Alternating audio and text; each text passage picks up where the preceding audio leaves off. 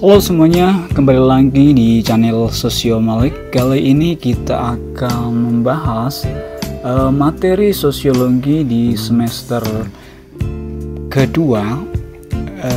Yang kali ini akan kita bahas mengenai materi integrasi sosial ya. Setelah di pertemuan-pertemuan berikutnya kita membahas materi mengenai konflik sosial, yang itu salah satunya diakibatkan karena keberagaman, perbedaan-perbedaan yang ada dalam masyarakat. Kali ini kita akan membahas mengenai materi integrasi sosial. Nah, kira-kira apa saja yang akan kita bahas dalam materi integrasi sosial kali ini?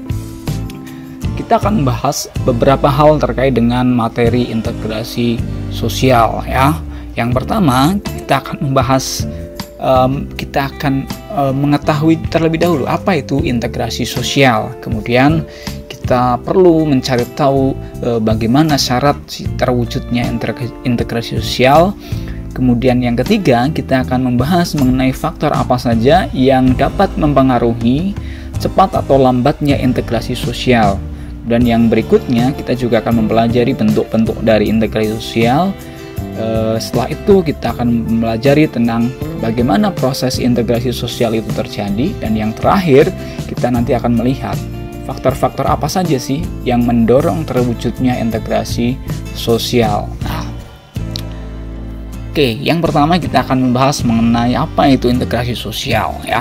Integrasi sosial itu merupakan proses penyesuaian unsur-unsur yang berbeda di dalam masyarakat sehingga menjadi satu kesatuan.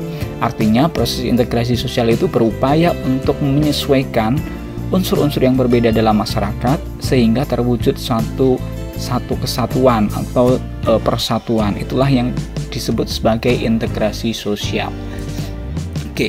Berikutnya, apa sih syarat terwujudnya integrasi sosial? Nah, integrasi sosial dalam masyarakat itu bisa terjadi ketika yang pertama, setiap anggota masyarakat itu merasa saling membutuhkan ya. Ketika masyarakat itu setiap anggota masyarakat merasa saling membutuhkan walaupun mereka berbeda-beda, maka integrasi sosial itu bisa diwujudkan karena merasa bahwa antara satu orang atau satu individu dengan individu yang lain atau antara setiap anggota masyarakat itu saling mempengaruhi. Nah, maka kebutuhan untuk bekerja sama, kebutuhan untuk saling menyesuaikan diri itu menjadi penting sebagai wujud untuk mewujudkan atau untuk memenuhi kebutuhan mereka masing-masing, karena merasa bahwa ketika kemudian masing-masing itu tidak terintegrasi, maka kebutuhan-kebutuhan mereka itu akan terganggu gitu ya. Nah, itulah syarat yang pertama, bahwa setiap anggota masyarakat harus merasa saling membutuhkan satu sama lain. Kemudian syarat yang kedua adalah adanya konsensus atau kesepakatan bersama di dalam masyarakat ya. Kesepakatan bersama di dalam masyarakat itu wujudnya berupa apa? Wujudnya bisa berupa nilai, norma, kemudian konsensus-konsensus yang disepakati bersama masyarakat. Sebagai contoh, di dalam masyarakat kita tahu ada kesepakatan-kesepakatan yang kemudian dipertimbangkan menjadi pemersatu masyarakat ya, seperti itu. Kemudian syarat yang ketiga adalah adanya nilai dan norma yang berlaku cukup lama dan tidak cepat berubah. Artinya di dalam masyarakat itu ada nilai-nilai dan norma-norma yang dipertahankan sangat lama sehingga masing-masing masyarakat merasa saling terintegrasi karena ada nilai dan norma tersebut. Inilah yang kemudian menjadi syarat terjadinya terwujudnya integrasi sosial. Kalau ketika syarat ini ada, maka integrasi sosial ada kemungkinan untuk bisa terwujud di dalam masyarakat. Berikutnya, untuk upaya mewujudkan integrasi sosial itu terkadang di dalam masyarakat itu berbeda-beda. Ada masyarakat yang kemudian dengan cepat mengalami integrasi, tapi ada kelompok masyarakat tertentu yang sangat susah atau bahkan lama terwujudnya integrasi sosial. Nah, pertanyaan adalah apa sih yang menyebabkan integrasi itu bisa terwujud cepat dan terwujud lambat? Setidaknya ada empat faktor yang mempengaruhi cepat lambatnya proses integrasi sosial. Yang pertama adalah homogenitas kelompok. semakin homogen sebuah kelompok, maka integrasi sosial akan cepat bisa terjadi. Karena apa? Karena dalam kelompok itu banyak terdapat persamaan, kemudian minim terjadi perbedaan. Nah, sementara semakin heterogen sebuah kelompok, maka biasanya akan semakin lambat proses integrasinya karena banyaknya perbedaan yang ada. Sehingga dapat disimpulkan bahwa semakin homogen atau semakin banyak persamaan di dalam sebuah kelompok, maka integrasi sosial akan semakin cepat terjadi. Kemudian faktor yang kedua adalah besar kecilnya sebuah kelompok. Ya. Biasanya kelompok-kelompok yang kecil itu akan lebih cepat terintegrasi. Karena apa? Skupnya, lingkupnya itu kecil sehingga akan mudah menyatukan. Sementara kelompok yang besar itu biasanya akan lebih susah atau lebih lama terwujud integrasi karena barangkali keberagamannya menjadi lebih besar, dan kemudian kepentingannya masing-masing kelompok juga atau masing-masing individu dalam kelompok itu menjadi semakin heterogen, semakin banyak seperti itu. Sehingga semakin kecil sebuah kelompok, maka proses integrasi biasanya akan semakin cepat. Semakin besar sebuah kelompok, biasanya integrasi sosial itu akan semakin lambat. Nah, faktor yang ketiga adalah mobilitas geografis. Artinya apa? Mobilitas geografis itu artinya bahwa di dalam sebuah masyarakat, ketika pergerakan individu dalam masyarakat itu tidak terlalu mobile gitu ya, maka integrasi sosial itu akan lebih cepat dibandingkan dalam sebuah masyarakat anggota masyarakatnya itu mempunyai mobilitas yang sangat tinggi. Sebagai contoh misalkan di daerah X masyarakatnya tidak sering berpindah-pindah, maka biasanya akan lebih cepat terwujudnya integrasi atau penyesuaian unsur-unsur yang berbeda itu. Sementara bagi masyarakat-masyarakat yang mobilitasnya sangat cepat atau sangat tinggi, sehingga terjadinya pergantian anggota masyarakat itu semakin banyak, maka biasanya akan semakin lambat proses integrasinya. Karena apa? Karena seringkali perbedaan anggota masyarakat itu membutuhkan waktu untuk saling menyesuaikan. Nah, sehingga itu akan memperlambat integrasi sosial. Kemudian yang keempat, faktor yang mempercepat atau membuat lambat proses integrasi sosial adalah efektivitas komunikasi. Semakin efektif komunikasi, semakin cepat integrasi itu bisa terwujud.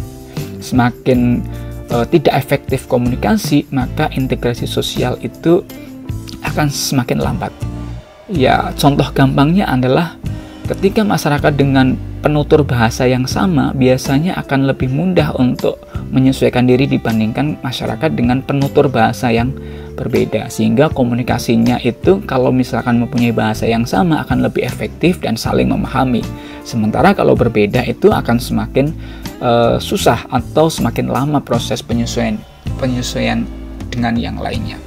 Itulah faktor-faktor yang mempengaruhi cepat lambatnya proses integrasi sosial.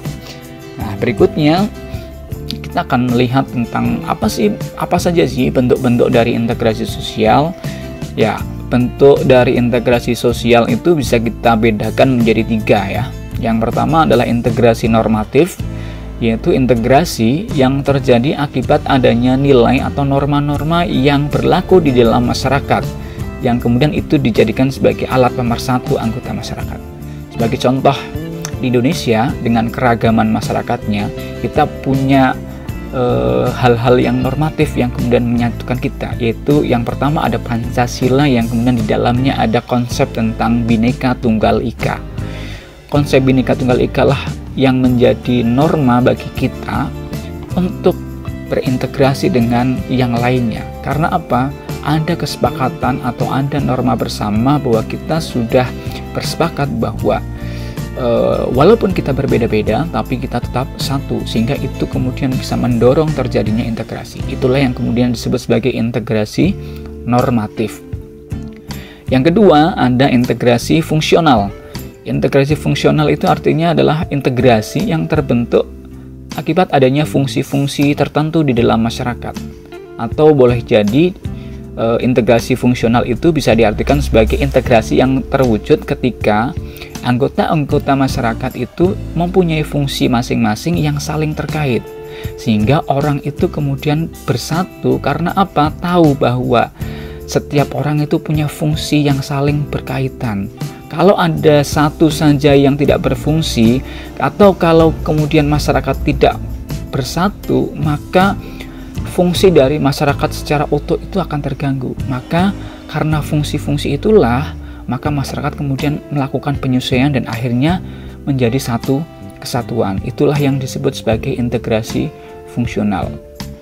Sebagai contoh misalkan orang pesisir pantai itu punya fungsi dalam menyediakan lauk berupa ikan gitu ya. Sementara masyarakat pedalaman mereka menyediakan bahan pangan berupa beras dari hasil pertanian. Mereka ini perlu bersatu karena apa? Tahu bahwa mereka itu mempunyai fungsinya masing-masing yang berbeda-beda dan itu bisa saling melengkapi. Maka kemudian bisa terwujud keinginan atau terwujud hasrat untuk menyesuaikan diri dan hasrat untuk menjadi satu kesatuan. Itulah integrasi fungsional. Yang ketiga ada integrasi koersif ya. Integrasi koersif ini adalah integrasi sosial yang terwujud akibat adanya kekuasaan yang dimiliki oleh kelompok tertentu yang memaksa untuk bersatu ya. Sebagai contoh misalkan proses bersatunya sebuah daerah yang kemudian dilakukan dengan cara-cara kekerasan atau menggunakan praktek kekuasaan. Nah, itu adalah integrasi koersif. Misalkan pencaplokan sebuah negara kepada sebuah wilayah tertentu agar menyatu pada negara tersebut, itulah yang disebut sebagai integrasi koersif. Artinya secara gampang integrasi koersif itu adalah integrasi yang kemudian sifatnya itu melalui mekanisme kekuasaan, bisa juga dengan paksaan dan lain sebagainya ya. Itulah bentuk-bentuk dari integrasi sosial. Berikutnya kita coba melihat bagaimana sih proses integrasi sosial itu bisa terjadi. Nah, proses integrasi sosial itu bisa terjadi, itu bisa melalui dua proses. Yang pertama bisa melalui akulturasi dan yang kedua asimilasi. Apa itu akulturasi? Akulturasi itu merupakan percampuran dua unsur kebudayaan yang menghasilkan kebudayaan baru tanpa menghilangkan unsur kebudayaan lama.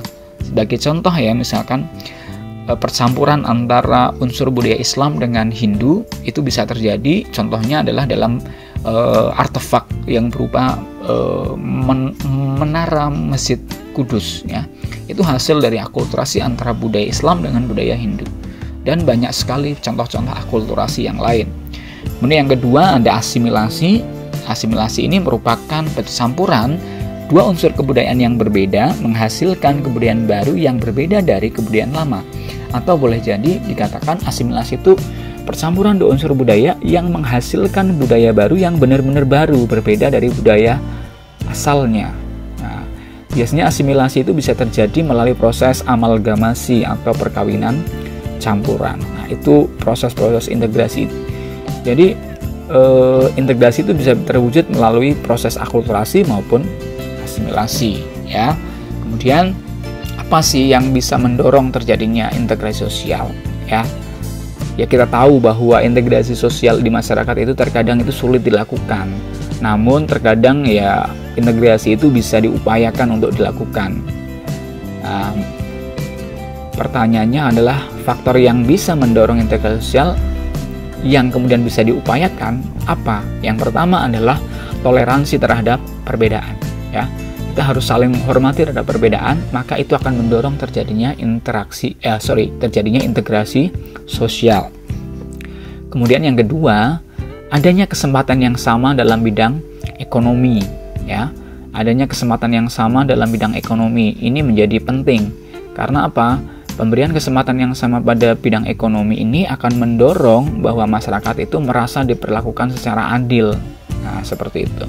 Kemudian yang ketiga, adanya sikap terbuka dari kelompok yang berkuasa. Dalam hal ini adalah kelompok-kelompok yang dominan itu harus punya sikap yang terbuka, terutama pada kelompok-kelompok minoritas, kelompok-kelompok yang marginal, dan lain sebagainya. Kalau misalkan sikap terbuka ini ada, maka itu akan mendorong terjadinya integrasi sosial. Yang keempat, adanya persamaan unsur kebudayaan ya. Dalam masyarakat, ketika terdapat persamaan unsur-unsur kebudayaan, itu akan mendorong integrasi bisa cepat terjadi ya. Biasanya seringkali integrasi itu mengalami penolakan ketika adanya perbedaan unsur budaya yang sangat mencolok, sehingga susah untuk diupayakan terjadinya integrasi sosial. Yang kelima, adanya amalgamasi atau perkawinan campuran. Yang keenam, adanya musuh bersama dari luar. Nah, musuh bersama dari luar ini yang seringkali kemudian menciptakan integrasi sosial di dalam kelompok tersebut, karena merasa bahwa kita satu nasib, sepenanggungan, sehingga kita harus bersatu untuk apa? Untuk menghadapi musuh yang datang dari luar. Karena kalau kemudian kita tidak bersatu, maka kita akan tersingkir oleh musuh yang datang dari luar. Nah, itulah yang kemudian bisa mendorong terjadinya integrasi sosial ya. Demikian penjelasan dari materi-materi integrasi sosial. Mudah-mudahan materi ini bisa dipahami tidak hanya dalam konsep pemahaman saja, tapi kemudian bisa mengilhami kita sebagai sebuah bagian dari bangsa yang multikultur, bangsa yang beragam, bangsa yang mempunyai banyak perbedaan masyarakatnya, untuk menjadi titik tolak bahwa kita harus bersama-sama mewujudkan integrasi sosial di masyarakat Indonesia. Karena kita pasti sebagai bagian dari bangsa Indonesia mendambakan bahwa Indonesia ini berumur panjang, Indonesia dengan banyaknya perbedaan tapi tetap bisa bersatu untuk mewujudkan Indonesia yang lebih baik. Demikian penjelasan dari saya. Terima kasih atas perhatiannya. Kita berjumpa kembali di video-video selanjutnya. Terima kasih.